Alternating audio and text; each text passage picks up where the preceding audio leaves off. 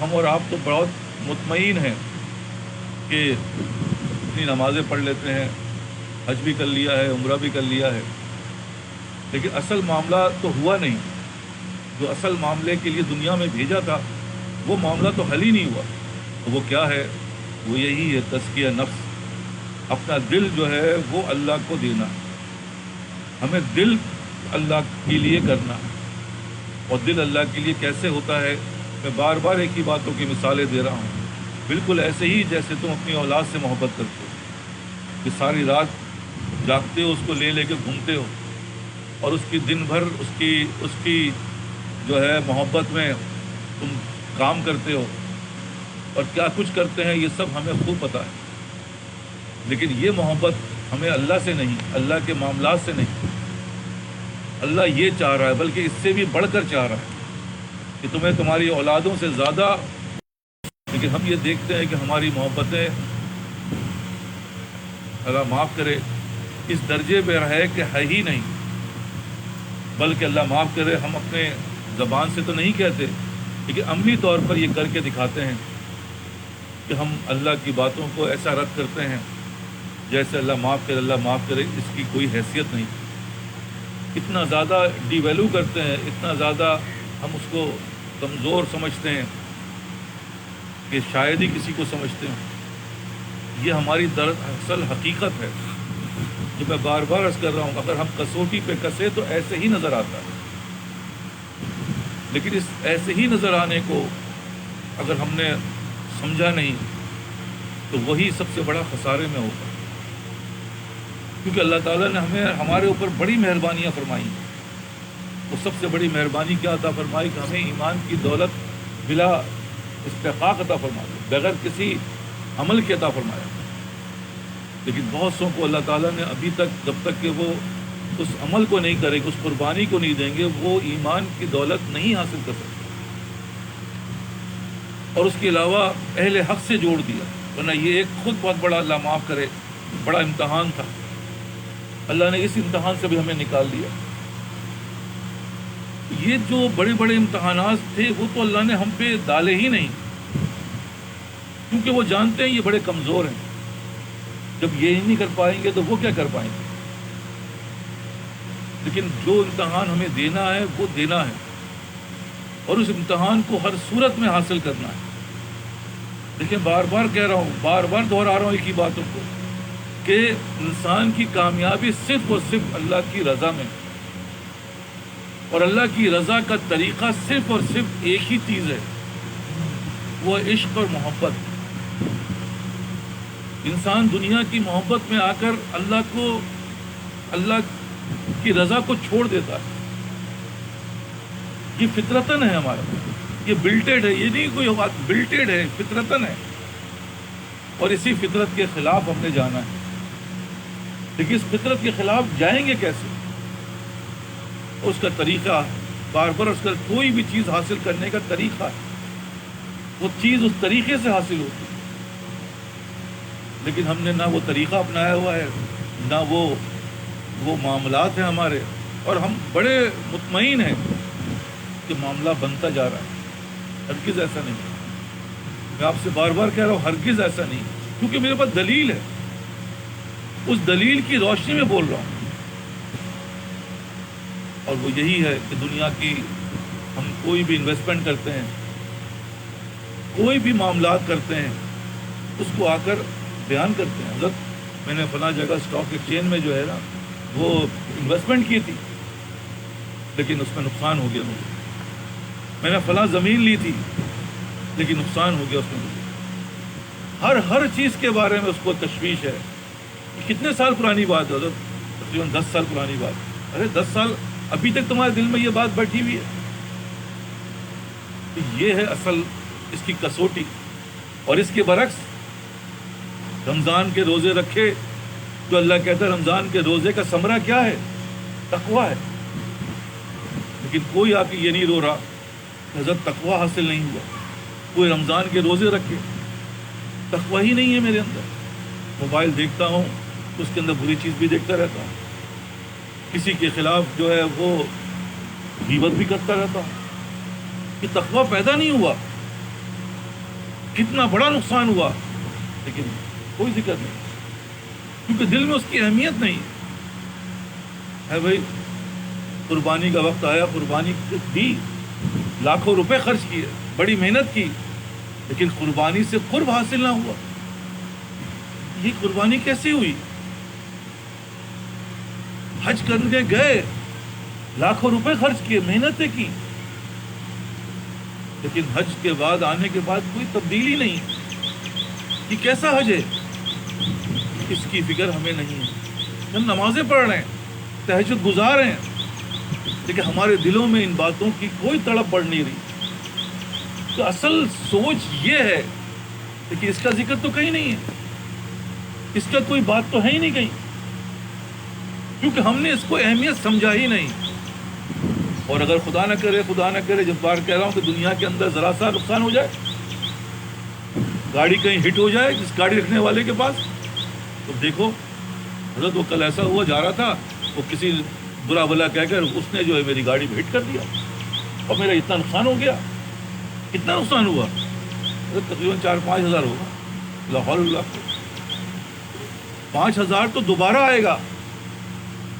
کیا یہ موقع دوبارہ مل سکتا ہے کہ حج پہ دوبارہ جاؤ اور دوبارہ اپنے آپ کو کچھ اللہ سے تبدیل کروا کے لاؤ؟ کہیں نہیں ہو رہا۔ یہ میں دلیل دے رہا ہوں، اپنے اپنے گریبانوں میں ہم جھانکیں، یہ بات صحیح ہے غلط؟ کہیں اس کا ذکر ہے؟ کہیں اس کی فکر ہے؟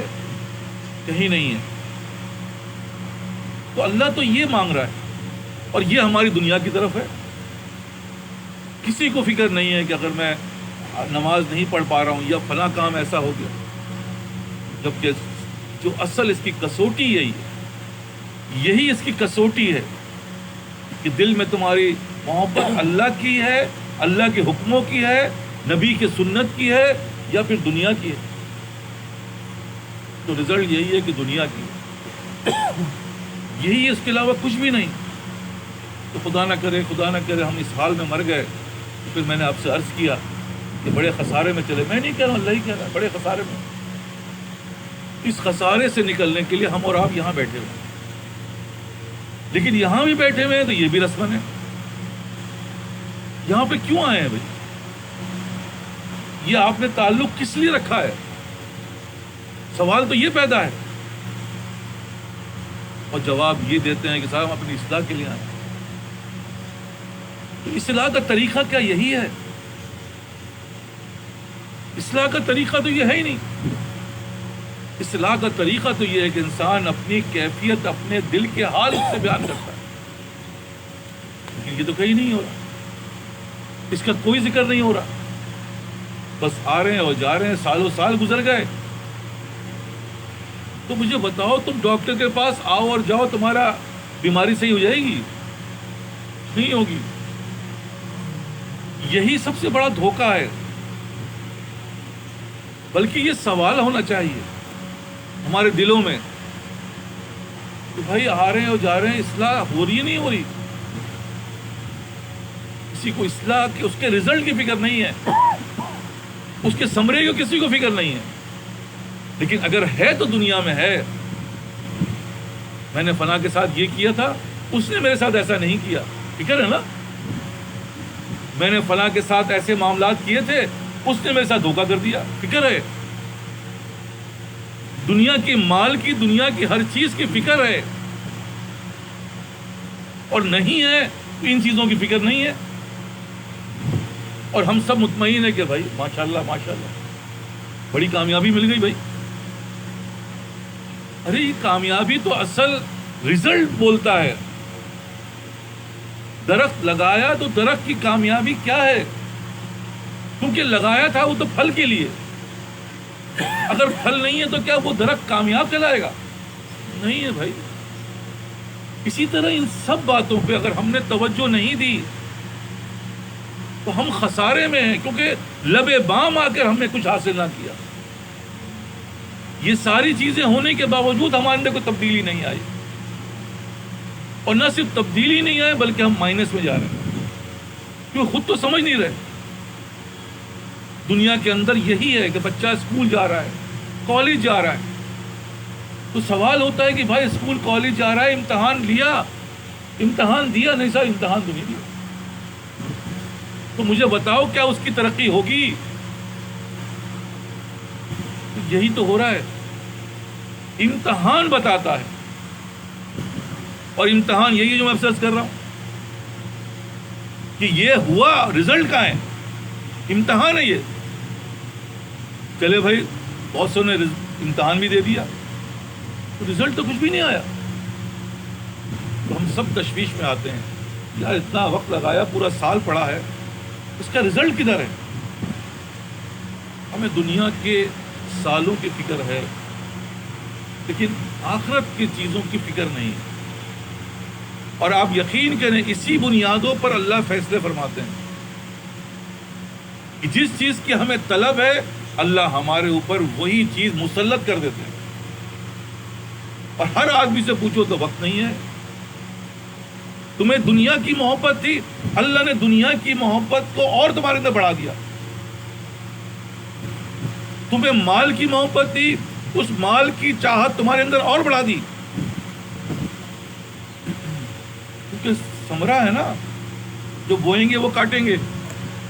تو دنیا کی طلب بڑھ رہی ہے، اس کا مطلب ہے میرے اندر دنیا کی ثمرہ آ رہا ہے۔ وہ ثمرہ کیا کہیں گے؟ اس کو لعنت کہیں گے۔ ثمرہ تو اچھی چیز کو کہتے ہیں اور لعنت بری چیز کو کہتے ہیں۔ اس لیے آپ سب سے ایک ہی بات کہہ رہا ہوں کہ بھائی ہمارے حضرت ڈاکٹر عبدالحی صاحب رحمۃ اللہ اکثر یہ اشعار پڑھتے تھے۔ وہ کیا پڑھتے تھے کہ نظر سوئے دنیا، قدم سوئے عقبہ۔ ہماری نظریں جو ہیں وہ تو دنیا کی طرف ہیں، اور ہر قدم ہم اپنی قبر کی طرف جا رہے ہیں۔ کہاں دیکھتا ہوں کہاں جا رہا ہوں، نظریں میری جو ہے وہ تو کسی اور طرف لگی ہوئی ہے، اور مجھے کشا روز جو ہے میں اپنے اس قبر کی طرف جا رہا ہوں۔ تو کیا رزلٹ آئے گا یار؟ دنیا میں ہی ہلاکت میں ڈال دیے جاؤ گے، اور ایسی ہلاکت بار بار کہ جہاں واپسی نہیں ہوتی۔ اس لیے آپ سب سے کہہ رہا ہوں کہ یہاں آنے کا مقصد صرف اور صرف یہی ہے کہ اللہ کو راضی کرنے کے لیے آئے۔ یہ فرض عین ہے۔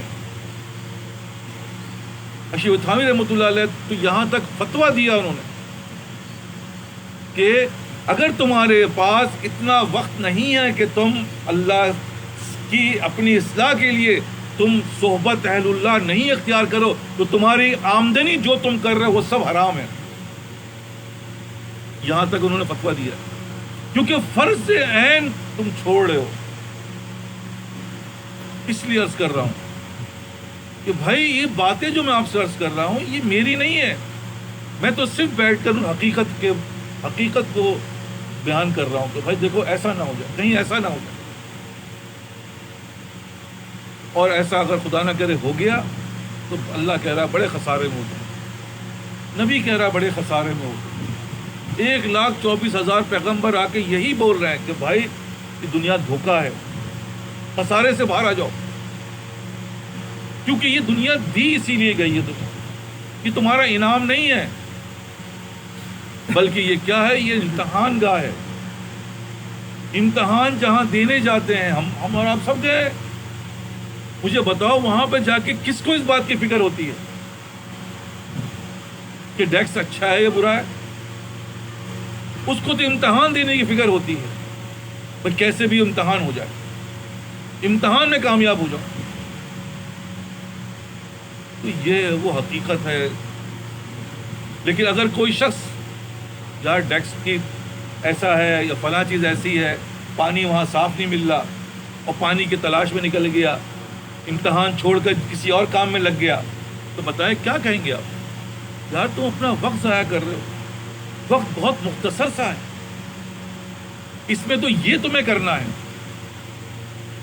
لیکن ہم اور آپ تو بس اس انعام کے چکر میں پڑ گئے، اس بحث میں پڑ گئے کہ علماء حفیظ، اور وقت قریب آ چکا ہے۔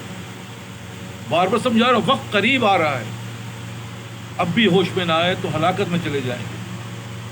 یہ سب باتیں میں آپ سے اس لیے عرض کر رہا ہوں کہ بھائی دل کی کیفیت یہ ہونی چاہیے۔ صحابہ کی کیفیت کیا تھی؟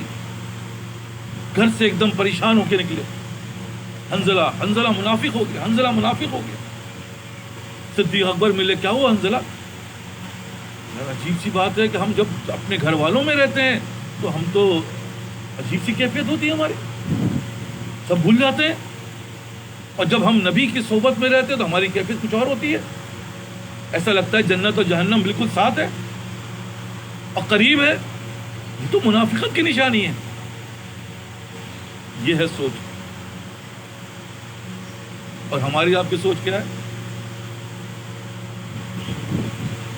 یہی عرض کر رہا ہوں، بڑے سے بڑے معاملات میں کوئی سوچ نہیں بدل رہی، اور سوچ کا بدلنا ہی دل کی تبدیلی کا نام ہے۔ اور جس کے بارے میں اللہ کہتا ہے کہ وہ خسارے میں گیا جس کا تزکیہ نفس نہیں ہوا، اور تزکیہ نفس جو ہے وہ اسی کا نام ہے کہ میرا دل جو ہے وہ اللہ کی طرف ہو۔ یا ایتھا نفس المطمئنہ کا جو تفسیر بیان فرمائی ہے وہ یہی کہہ رہے ہیں کہ بھائی تم دنیا میں تو تھے لیکن تمہارا دل تو ہمارے پاس تھا۔ یہ ہے اصل چاہیے اللہ کو، یہ چاہیے اللہ کو ہماری نمازوں سے کوئی انٹرسٹ نہیں ہے، اللہ کو ہمارے حج اور عمرے سے کوئی سروکار نہیں ہے۔ یہ تو ایک طریقہ بتایا ہے کہ بھائی اگر تم ہم سے قرب حاصل کرنا چاہ رہے ہو تو یہ چیزیں کرو گے تو ہم تمہیں قرب عطا فرمائیں گے، جب ہمارا قرب ملے گا تمہاری آنکھیں کھل جائیں گی۔ لیکن یہ سب ہم نے سب اسی کو مقصد بنا لیا، اب اس کا ثمرہ کہاں ہے پتہ ہی نہیں۔ نہ صرف ثمرہ نہیں، میں بار بار کہہ رہا ہوں، اللہ معاف فرمائے، میں بار بار کہہ رہا ہوں، میری اپنی زندگی کے ذاتی مشاہدات ہیں، وہ جتنا بڑا حاجی ہو رہا اتنے بڑا پاجی ہو رہا، عمرہ کر کے آتے ہیں، ساری جو تھی روحانیت وہ بھی ختم ہو جاتی ہے۔ یہ کیوں ہوتا ہے؟ یہ اسی لیے ہوتا ہے کہ ہمارے دل سے اللہ واقف ہے، ہمارا دل تو جا رہے ہیں اسی لیے کہ میرا دنیا کا کام ہو جائے، اور کیا مقصد ہے؟ کوئی مقصد کیوں؟ میں نے عرض کیا نا، ثمرہ تو اللہ دے رہا ہے نا، تو لعنت مبتلا ہو رہا ہے۔ رمضان کے بعد جو رمضان کے روزے رکھنے والے ہیں، اللہ معاف کرے، جو پہلے، کیونکہ میں نے کہا نا کہ میں تو ساتھ ساتھ چل رہا ہوں، وہ لوگ جو رمضان سے پہلے بڑی ان کی روحانیت بڑی بھی تھی، رمضان سے کے بعد ختم ہو گئی۔ نماز مسجد نظر آتے ہیں، پہلے اول سب کے نمازی تھے، اول سب بھی ختم ہو گیا، مسجد سے غائب ہو گئے۔ مجھے بتاؤ کیا حاصل ہوا؟ یہ کیا ہو گیا؟ وہ وہی ہوا جو افسر، کیونکہ ہمارے دل سے اللہ واقف ہے، جب ہم جو بوتے ہیں وہی کاٹتے ہیں، تو بو کیا رہے ہیں؟ یہی کہ دنیا کی لعنت، تو دنیا کی لعنت کی طرف بڑھ رہے ہیں۔ لیکن جس دن یہ بات کی فکریں پیدا ہوں گی جو میں نے آپ سے عرض کیا کہ اگر میں نماز پڑھ رہا ہوں تو نماز کی فکر ہوگی، یار نماز تو پڑھ رہا ہوں لیکن ان میں کوئی تبدیلی نہیں آ رہی، میں حج پہ گیا، میں عمرے پہ گیا، میں نے قربانی دی، قربانی ہوئی، کیا ہوا؟ کچھ بھی نہیں۔